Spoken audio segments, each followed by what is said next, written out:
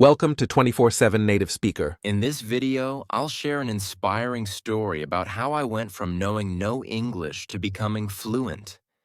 If you're someone who's struggling to learn, don't worry, you can do it too. Let's dive into the story. Hi, I'm Ariel, and this is my English story.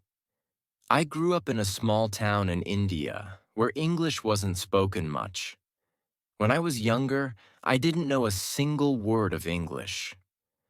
Whenever people around me spoke English, the words seemed confusing, like they were from another world. I felt completely lost and didn't understand anything. But now, after working hard, I can speak English confidently. I can talk to my friends, read books, and even write full sentences. It wasn't easy, but I made it.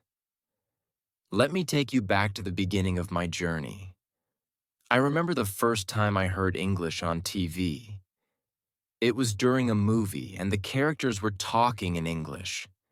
They were laughing, chatting, and enjoying themselves, but I couldn't understand a single word. I felt left out.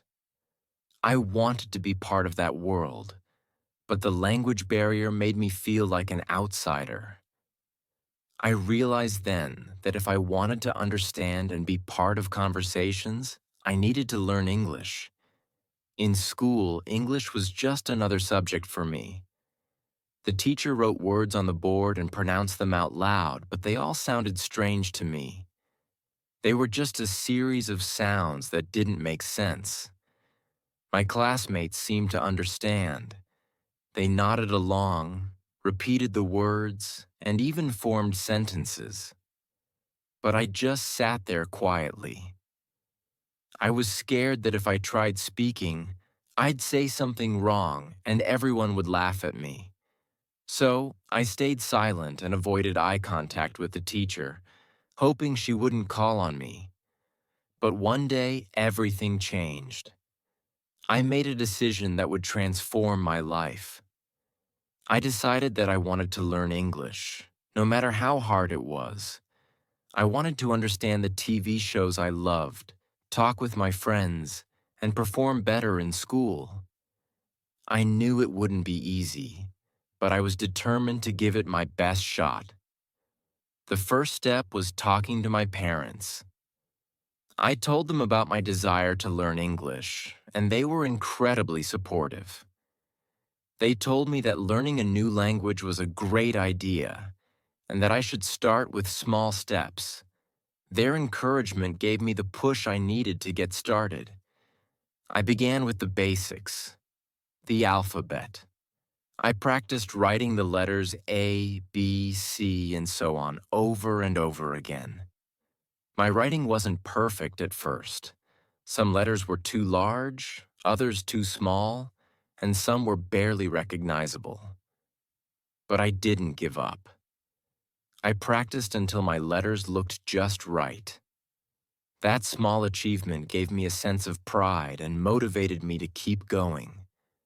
Next, I moved on to simple words like cat, dog, and apple.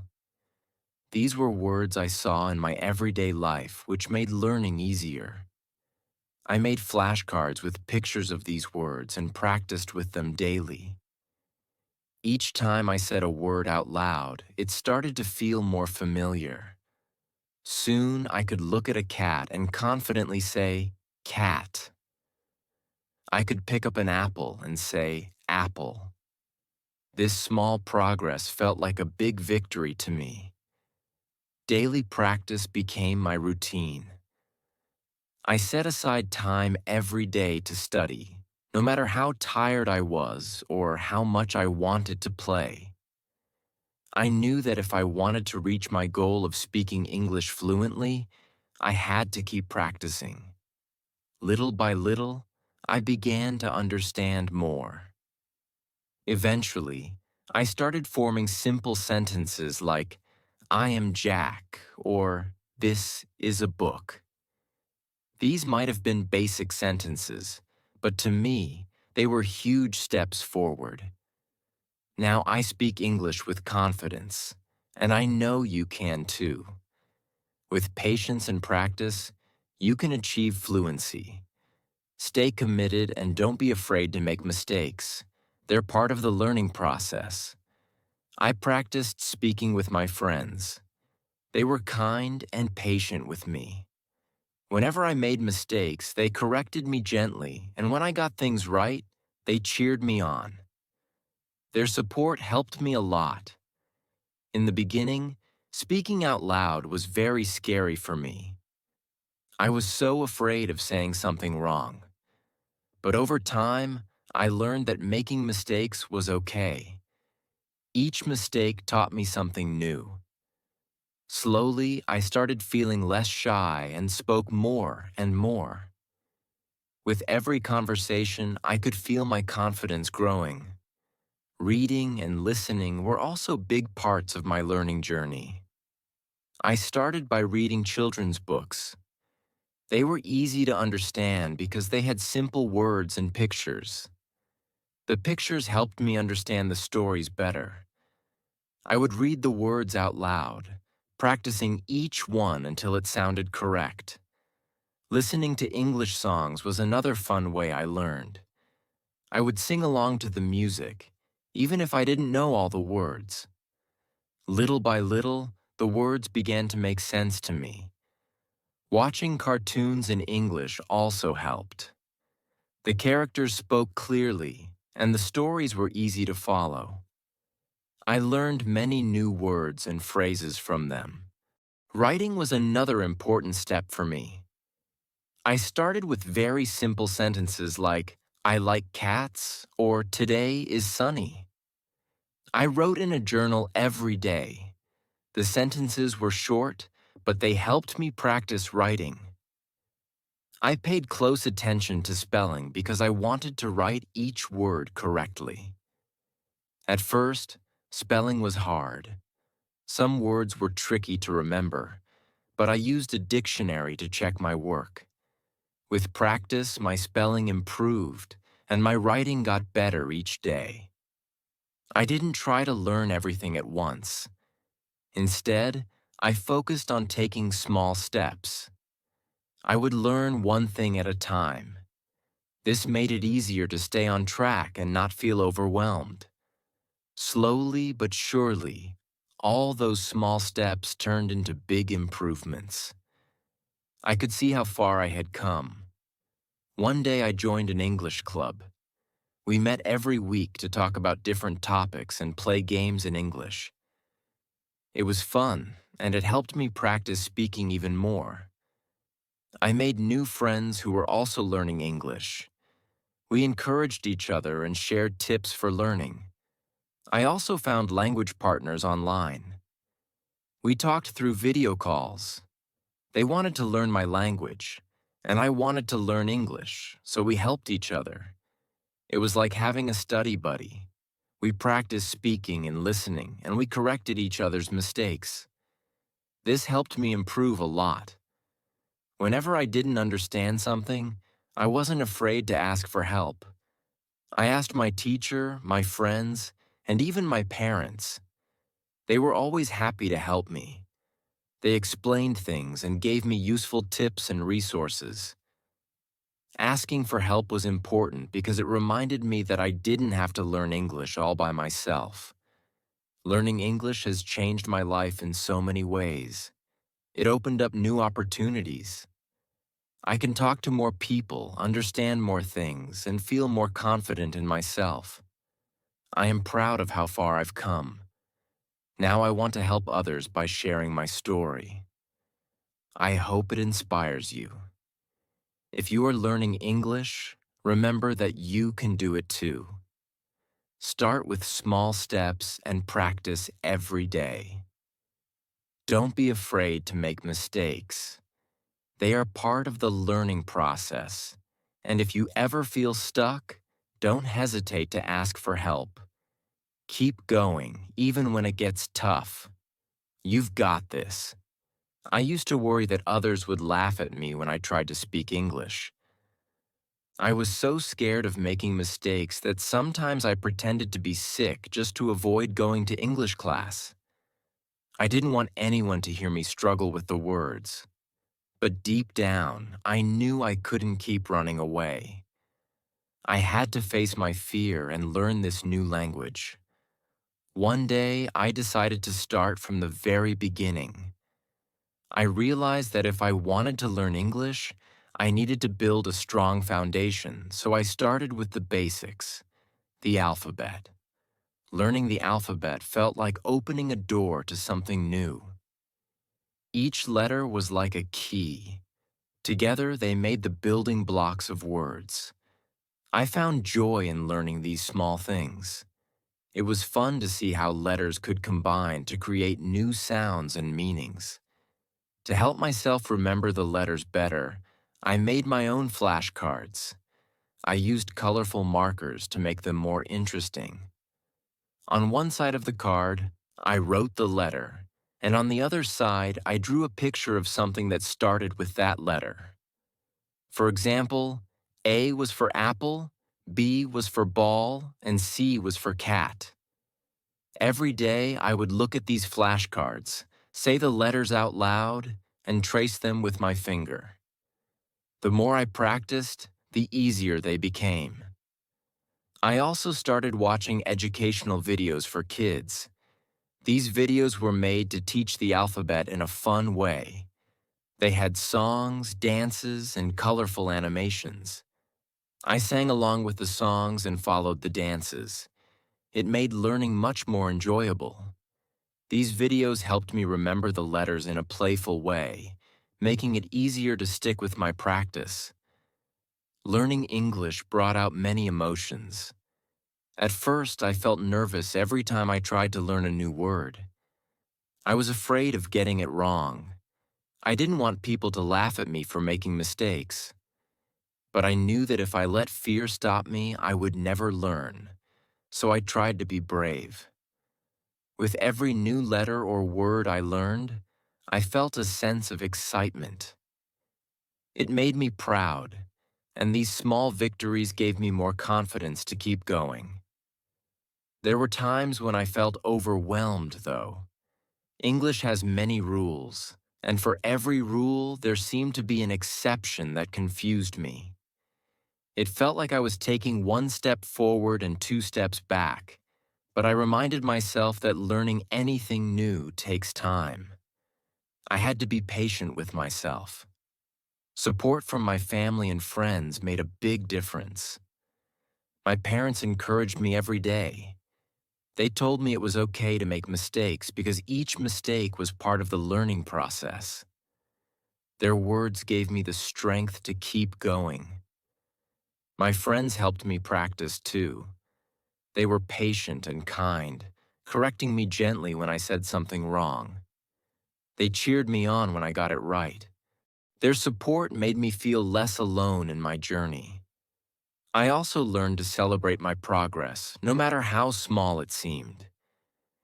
Every time I learned a new letter, I celebrated. Every time I wrote a word correctly, I celebrated. And when I finally spoke a full sentence without hesitation, I celebrated even more. These little celebrations kept me motivated. They reminded me of how far I had come and gave me the energy to keep moving forward. No matter how hard it was, I didn't give up. I kept reminding myself of my goal. I wanted to learn English so I could understand and be understood. I wanted to connect with other people. This goal kept me focused and determined. Every day, I pushed myself a little further, even when it felt tough. Looking back, I now see how important those early steps were. Learning the alphabet, writing words, and speaking out loud. They were the foundation of my entire journey. These small steps taught me patience and perseverance. They also taught me to appreciate the little victories along the way. Learning anything new isn't a straight path. There will be ups and downs, but if you keep going and stay determined, anything is possible. Now, when I speak English, I remember those early days. I remember the challenges, but I also remember the small wins. These memories are part of my story, and they remind me of how far I've come. They give me the confidence to keep learning and growing every day. If you are just starting to learn English, know that it's okay to feel nervous. It's okay to make mistakes. Every step you take, no matter how small, is progress. Celebrate your victories, ask for help when you need it, and don't give up when it gets hard. You can do it, just like I did. After I learned the alphabet, the next big step in my English learning journey was building my vocabulary. I knew that knowing more words would help me understand and speak English better, so I started small, learning simple words that I saw and heard in my daily life. These were words that were familiar to me, which made them easier to remember. It was like adding bricks to the foundation I had already built with the alphabet. The first words I learned were very simple. Words like cat, dog, and apple. These were everyday words that I encountered all the time. I could see cats and dogs in my neighborhood, and I often ate apples as a snack. Connecting the words to real objects made learning them easier. When I saw a cat, I could say the word cat out loud.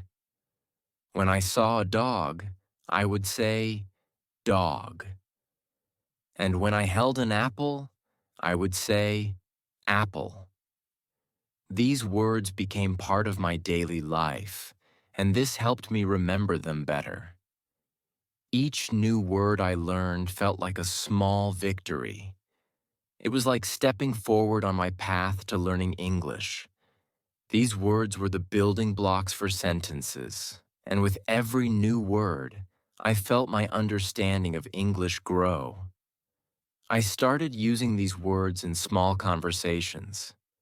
For example, when I saw a cat outside, I could say to my friend, "Look, a cat." Or when I wanted an apple, I could ask, "Can I have an apple?" These small moments made me feel excited and proud because I could see that I was making real progress. One of the best tools I used for learning new words was flashcards. Flashcards were simple but very helpful. I made my own flashcards at home using colorful markers and small pieces of paper. On one side of the card, I wrote the English word, and on the other side, I drew a picture of the object. For example, for the word cat, I drew a picture of a cute cat. For dog, I drew a dog, and for apple, I drew an apple. Making the flashcards was a fun and creative activity.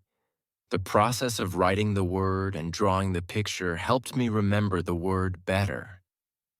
I used my flashcards every day.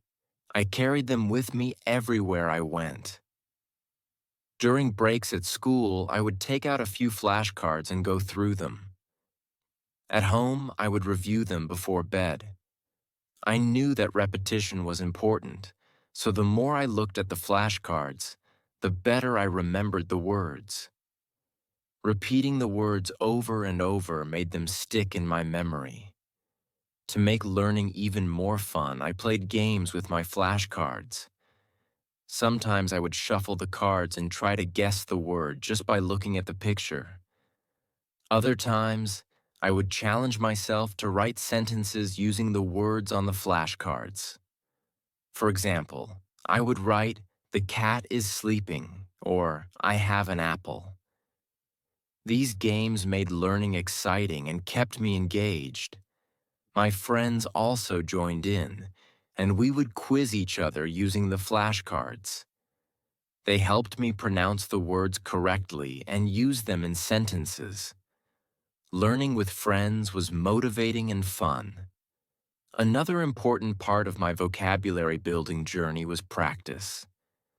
Every day, I dedicated some time to practicing English. I knew that if I wanted to remember the words, I had to use them regularly. Practice made the new words a part of my everyday language. One way I practiced was by speaking the words out loud. I would look at an object and say its name in English. If I saw a cat, I would say cat. If I saw a dog, I would say dog. This simple exercise helped me connect the words to the objects, making the words feel more real and meaningful. Writing was another way I practiced. I kept a journal where I wrote simple sentences using the new words I had learned. For example, I would write, "The cat is sleeping," or "I have an apple," or "The dog is barking." Writing these sentences helped me understand how to use the words in context. It also helped improve my spelling and grammar, which were important parts of learning a new language. Listening was also a big part of my practice routine. I listened to English songs and watched English cartoons. These activities made learning fun. I sang along to the songs, even if I didn't understand all the words. Over time, I started recognizing the words I had learned, which made the songs more enjoyable. Watching cartoons helped too. The characters spoke clearly, and the stories were easy to follow. Hearing the words used in conversations helped me understand how to use them in real life. Repetition was the key to remembering the new words. I repeated them every day and used them in different situations. I spoke them, wrote them, and listened to them. Each time I repeated a word, it became more familiar, and soon it became part of my active vocabulary. I also set small goals for myself. Each week, I aimed to learn a certain number of new words. I would write them down and check them off as I learned them. These small goals kept me focused and motivated. Seeing my progress on paper was satisfying. It showed me that I was moving forward, even if the steps were small. Of course, there were challenges along the way. Some words were harder to remember than others. When I struggled with a word, I didn't give up. I found new ways to practice. I used the word in more sentences, drew pictures of it, and asked my friends for help. With persistence, the word would eventually stick in my mind. Technology also helped me learn new words. I found many apps and websites designed for language learners. These tools had interactive exercises and games that made practicing vocabulary fun. I could learn at my own pace and track my progress. One of my favorite apps was one that used spaced repetition. It reminded me to review words at certain times so I didn't forget them. The app also had quizzes and challenges that tested my knowledge. It made learning feel like a game, which kept me motivated. My family supported me in my learning journey too. My parents encouraged me to speak English at home. They would ask me to name objects around the house in English. They also listened to me read my journal entries. Their encouragement made me feel proud of my efforts and motivated me to keep going. Building my vocabulary took time and effort, but each new word I learned made me feel more confident. My vocabulary grew, and so did my ability to communicate in English. The simple words I started with were just the beginning. They laid the foundation for more complex learning. Looking back, I can see how important those early words were. They were the first steps on my journey to mastering English. They gave me the confidence to keep going, and they showed me that learning a new language is possible, one word at a time. If you are learning English, start with simple words. Use flashcards to help you remember them.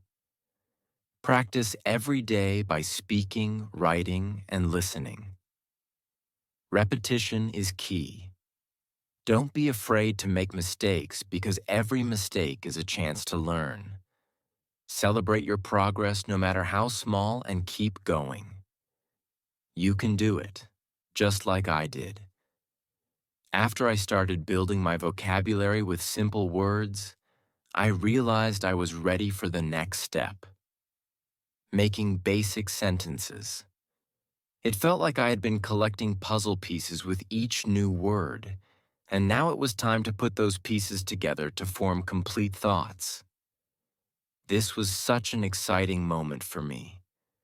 The first sentences I made were simple, but they were the foundation of my English journey. I could finally express myself using the words I had learned. For example, one of the first sentences I constructed was, "I am Sam." Another was, "This is a pen." These sentences were short and easy to understand, but they felt powerful to me because, for the first time, I could express my thoughts in English. It was thrilling. Even though these sentences were simple, they represented the start of something bigger, my ability to communicate in a new language. To create these sentences, I first had to learn basic grammar. I discovered that every sentence needs two main parts, a subject and a predicate. The subject is the person or thing doing the action, and the predicate describes what the subject is doing or gives more information about it. For example, in the sentence, "I am Sam," I is the subject, and am Sam is the predicate. Similarly, in "This is a pen," this is the subject, and is a pen is the predicate. Once I understood this, making sentences became much easier. Every day, I practiced creating sentences with the words I had already learned. Some of my sentences were as simple as, "The cat is black," or "I have an apple." By doing this, I was not only practicing my vocabulary, but also improving my understanding of how words fit together to form sentences.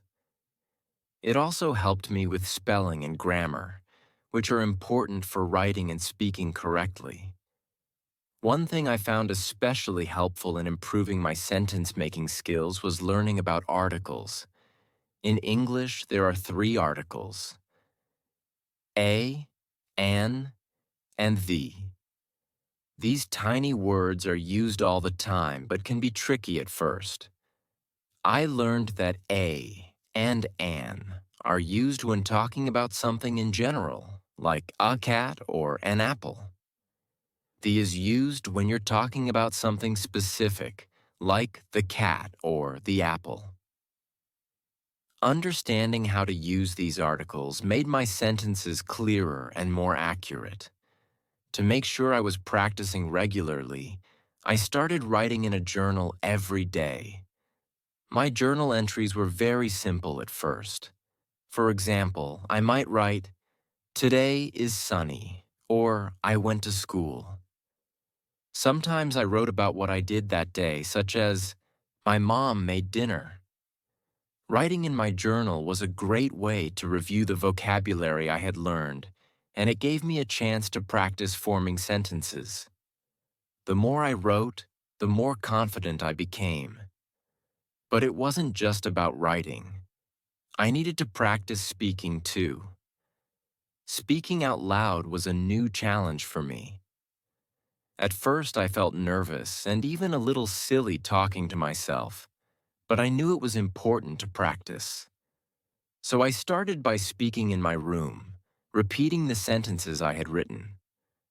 For example, I would say, "I am Sam," or "This is a pen." Hearing the words out loud helped me get used to their sounds, and it also helped me practice my pronunciation. Over time, I became more comfortable with speaking English out loud. Once I gained some confidence, I started practicing with my friends. They were really supportive and understanding. They knew I was learning and were patient when I made mistakes. We would have simple conversations like, "How are you?" "I am fine." "What is this?" "This is a pen." These short conversations helped me practice speaking and made me feel more comfortable using English in real-life situations. My friends were also great about correcting my mistakes. For example, if I said, "He's a friend of me," they would gently correct me, saying, "He is my friend." Their corrections were so helpful, and over time, I started making fewer mistakes. To push myself further, I joined a language exchange group in Lagos, Nigeria. This group was made up of people learning different languages. Some people were learning English like me, while others were learning languages such as Spanish or French. We would take turns speaking in each language, which gave me the opportunity to practice with new people. At first, it was a little scary, but everyone in the group was kind and supportive. In the language exchange group, we played fun speaking games. One game involved looking at a picture and describing it in English. For example, I might say, "There is a cat on the table," or "The boy is playing with a ball." This game helped me think quickly and form sentences on the spot. Another game was role-playing, where we pretended to be in different situations, like ordering food in a restaurant. I would practice saying things like, "I would like a sandwich, please," or "Where is the nearest bus stop?" These games were both fun and practical because they helped me practice speaking in situations I might face in real life. One of the biggest challenges I faced while learning to speak English was overcoming my shyness. At first, I was very shy about speaking in front of others. I was afraid of making mistakes and worried that people might laugh at me or think I wasn't smart. This fear held me back from speaking as much as I wanted to. But I knew that if I wanted to get better at English, I had to be brave and take risks.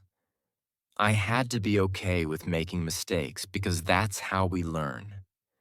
To help myself get over this fear, I started using positive self-talk. Whenever I felt nervous about speaking, I would tell myself, "It's okay to make mistakes. Everyone makes mistakes when they're learning something new." This simple reminder gave me the courage to speak up, even when I was nervous. My friends and family also played a big role in helping me overcome my shyness.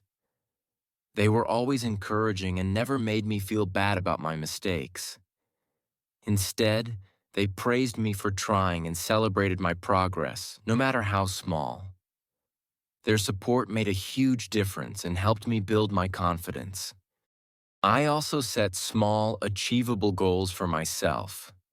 Instead of trying to have long conversations right away, I started with very simple goals. My first goal was to answer a basic question in English, like, "How are you?" I practiced responding, "I am fine." Once I felt comfortable with that, I set a new goal, to have a short conversation, like, "What is your name?" and "Where are you from?" These small steps helped me build confidence gradually. Over time, as I practiced more, I noticed that my shyness started to fade. I realized that most people were kind and patient, and they wanted to help me succeed. This realization made it easier for me to speak up. I also learned to laugh at my mistakes. If I said something wrong, I would just laugh and correct myself, saying something like, "Oops, I meant to say, she is my friend, not, she is a friend of me." Laughing at my mistakes made learning more enjoyable, and it showed others that I wasn't afraid to try and fail. Group activities in my language exchange also helped me overcome my shyness. In group discussions and games, I didn't feel as much pressure because it wasn't just about me. Everyone was learning together.